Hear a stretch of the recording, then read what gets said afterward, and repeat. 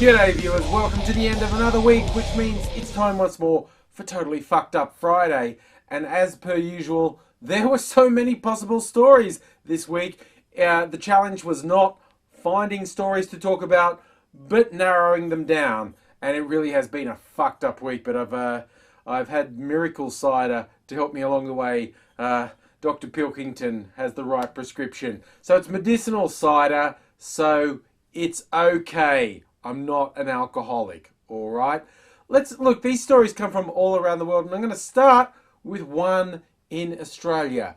Queensland has introduced some very harsh anti-bikie laws.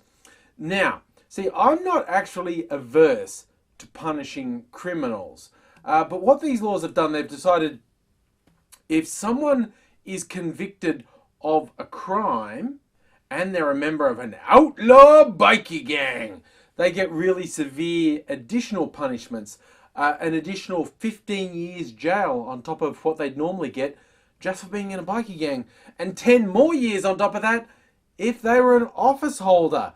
So, see, again, some people are going to say, well, they shouldn't be in a bikie gang. Yeah, because this could not possibly be abused. This coming from the state synonymous with police and government corruption. There's only a couple of decades ago they had laws that the police could just fucking arrest you if you were in a group of 3 or more people. That was regarded as a dangerous assemblage of troublemakers. They were so fucking uptight about the idea of trade unions or any other activists protesting them, they passed a law that they could arrest you just because you were in a group. They didn't need any reason apart from you were there and standing next to someone, so they arrested you. Yeah, there's no possible way this could be abused. I know people who ride motorcycles but have never been part of a gang are worried about it, but seriously, the level of fuck-uppedness that exists in Queensland is just like, they've got this on the books. On the first day that this law went into action, there were arrests. So I think we're on a very short countdown to the first really egregious abuse of this law.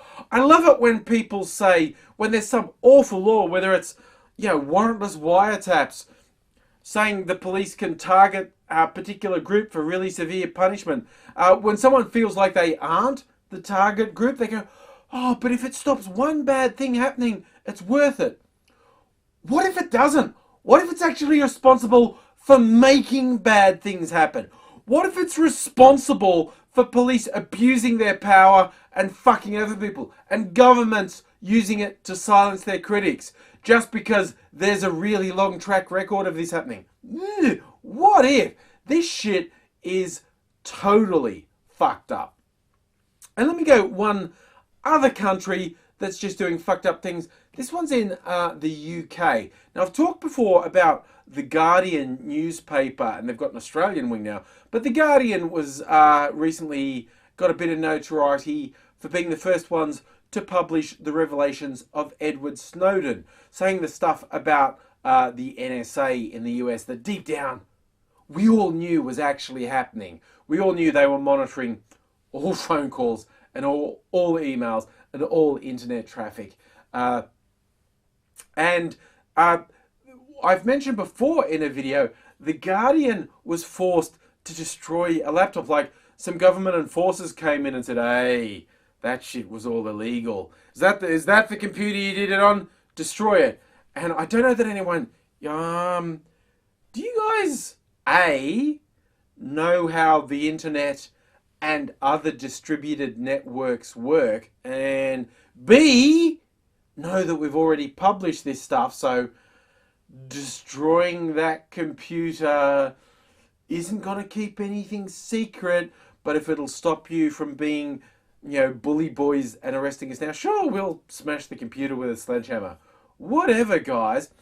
But that's not been the end of it. The British PM David Cameron has still got it in for The Guardian. He's been talking about how Yeah, he's actually got a parliamentary committee to investigate them. Let's see if we can actually prosecute them. It was government secrets, it was state security. Oh, we're all so unsafe because The Guardian confirmed what we all suspected about we're all being spied on. And he used the most fucked up, whacked out sort of logic. And one of the things was saying, oh, see, they destroyed that computer. They're admitting that guilt. Hey, fucko, they had thugs standing over them saying, we'll arrest you here and now if you don't destroy that computer.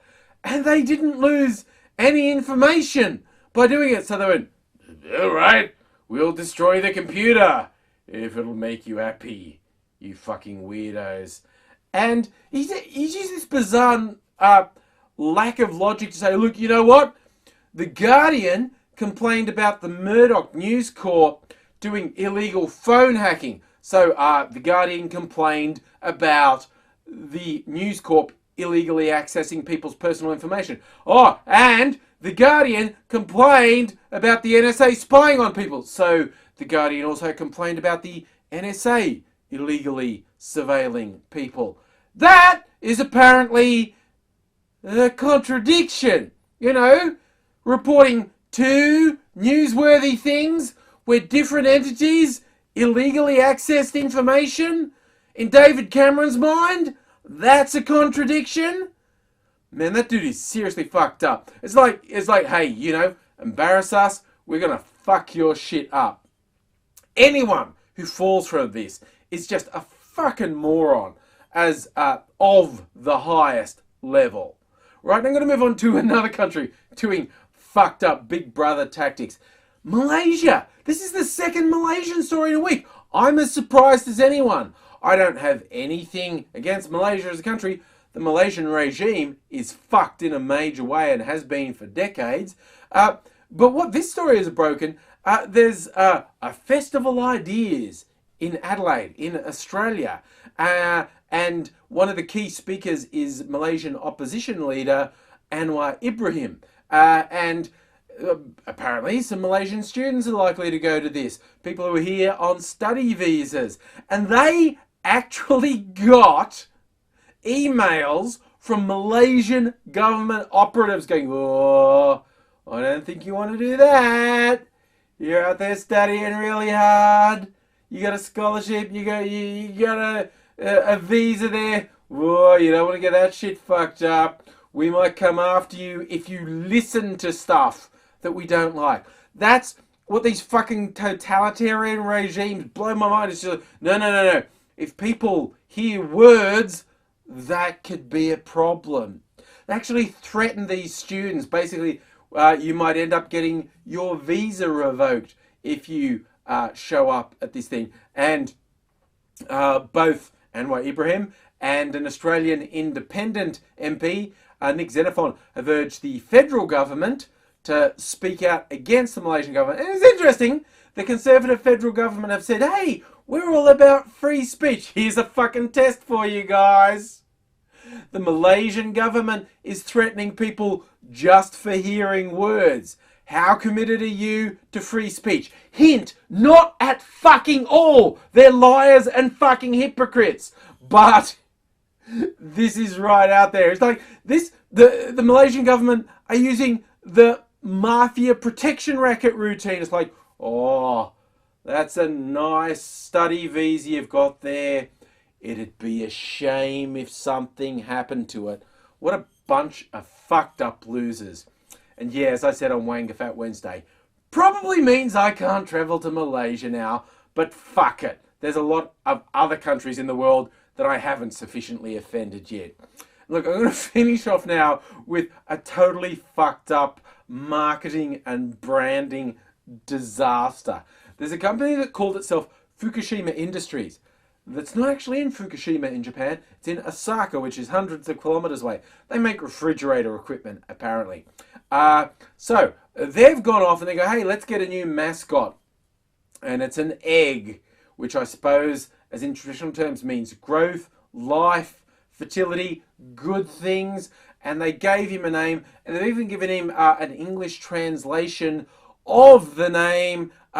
So I present to you the mascot of Fukushima Industries, Fukuppy. I'm not making that up. An article I've got a link to below actually specifies in Japanese the pronunciation might be closer to Fukuppy, which is so much better.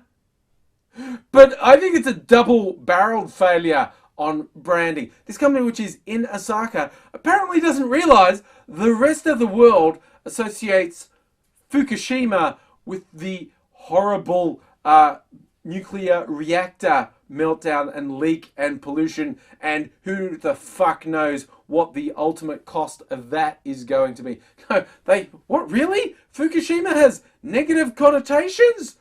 I didn't think anything was watching. And really? Fukuppy sounds bad in English? That never occurred to us to ask an English speaker if we put out this English name, would it sound like anything? I mean, there hasn't been a fuck up like this in Japan since the company launched its mascot, Big Cunty. I don't know if that really happened, but seriously, if someone can call their mascot Fukuppy, I assume someone else could call their mascot Big Cunty, because it's really hard to make a mistake that's worse than that.